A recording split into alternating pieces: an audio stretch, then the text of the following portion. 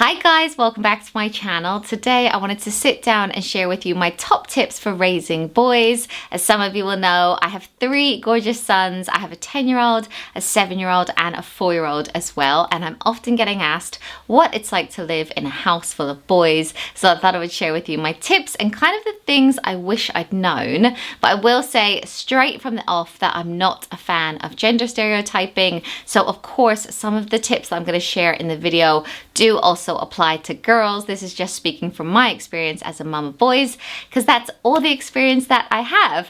But anyway, with all that said, let's get into the tips. And that is actually my first tip. I think it's really helpful to let go of gender stereotyping right from the beginning, because then it leaves your child free to become whoever they want to be. So just because you have a boy doesn't mean that they can't play with dolls, or doesn't mean that they can't play fancy dress or dress up, because all children love role play and you should just encourage their interests, whatever they are. I've been surprised in the past by comments on this channel. I think a couple of years ago, Jackson's main Christmas present was a dollhouse and some little dolls, but he has always really been into playing with little characters and like talking them to each other. So I just knew that he would love a dollhouse. So I just bought him that, didn't bat an eyelid at it. But I had so many comments about the fact that we had done that. And I remember when my eldest was a child, every time we went to a playgroup, he would find a buggy and he would just run up and down with a buggy the entire time. So I bought him his own little like baby buggy and a doll to go in it. And I remember even Matt kind of looking at it a bit sideways. But then I said to Matt, well, who does he see pushing a buggy? He sees Matt pushing a buggy. So it was almost like he's just trying to be like his dad. And to be honest, it had wheels as well. And he was really into everything to do with cars. So I think there was that element to it as well. But I don't think, I mean, we're in 2021.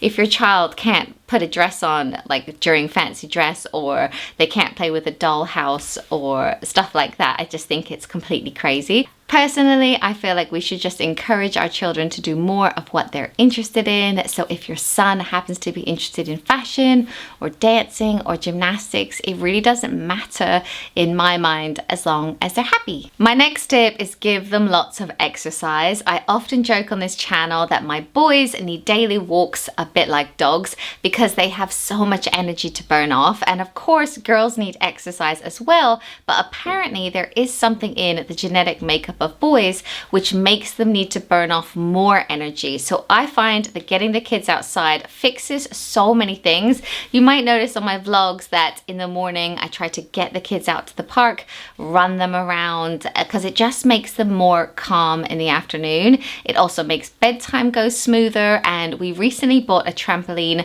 for our garden, and it just made a huge difference, because if they're ever feeling like they need to run around, they can just jump on that and burn off loads of energy. So my tip to you is, if things are ever getting tough at home, take it outside, and yeah, they need a daily walk.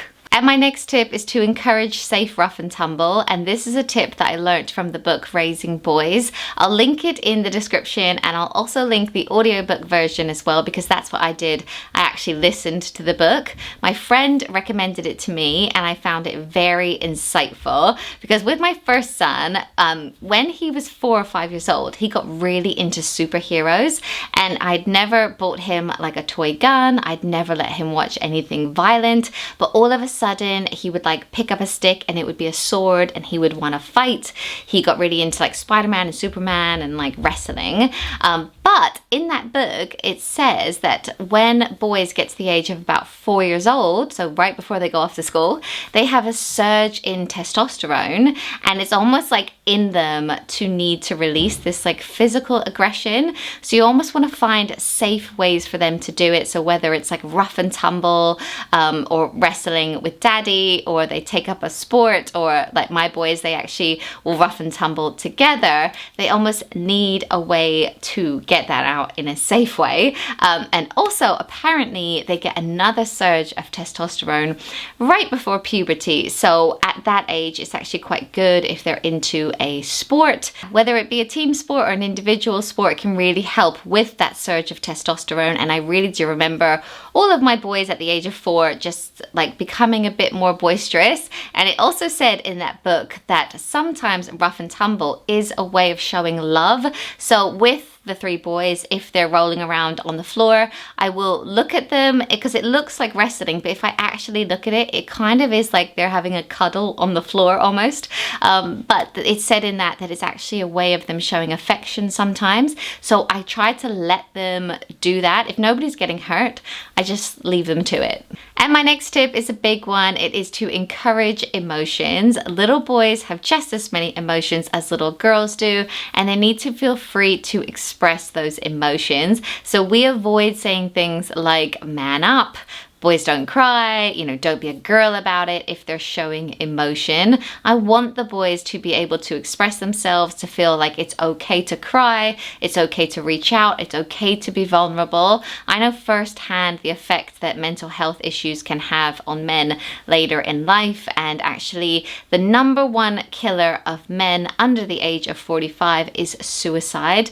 And I don't want to be like dark about it, but it's a fact. So we need men and boys to get better at showing their emotions, reaching out for help. So that is something that I am trying to do with my 3 boys. My next tip is to teach kindness, sensitivity, and humility. This is probably something you do already, but our boys are so lucky, and every opportunity we get, we try to teach them just how fortunate they are and how important it is to stay humble. And I feel like there is sometimes a gender stereotype that girls are naturally more sensitive and they're naturally more caring. But in my experience, our boys are so loving, they're so caring towards each other. So at every chance that I get, if they show kindness or they share, we really try and praise that. And my next tip is to show your son or daughter positive male role models. This is so important because children model the behavior that they see.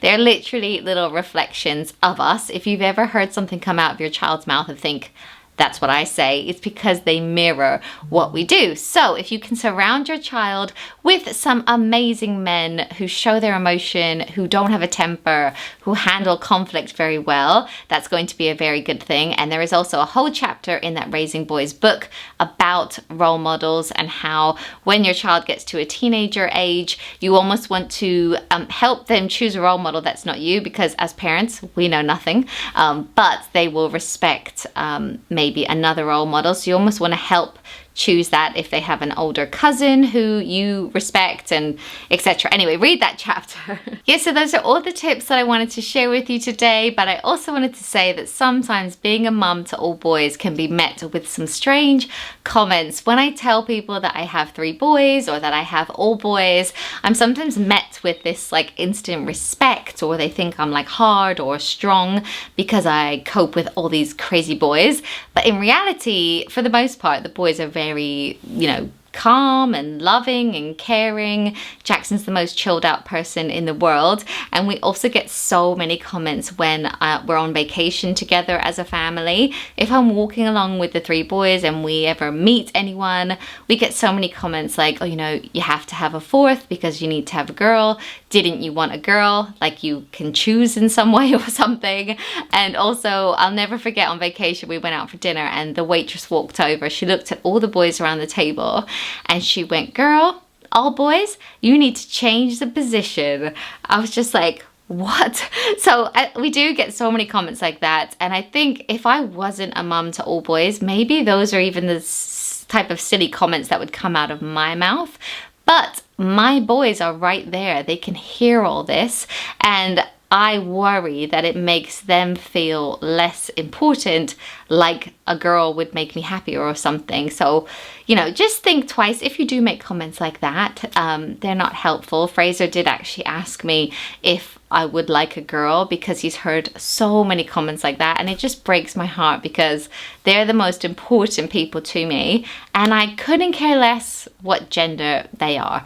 So anyway, I just wanted to leave that with you. I'm sure that mums of all girls get that as well, get the boy question all the time. But anyway, I hope you liked this video. I hope you found it helpful, and I'll see you in my next one. Bye guys!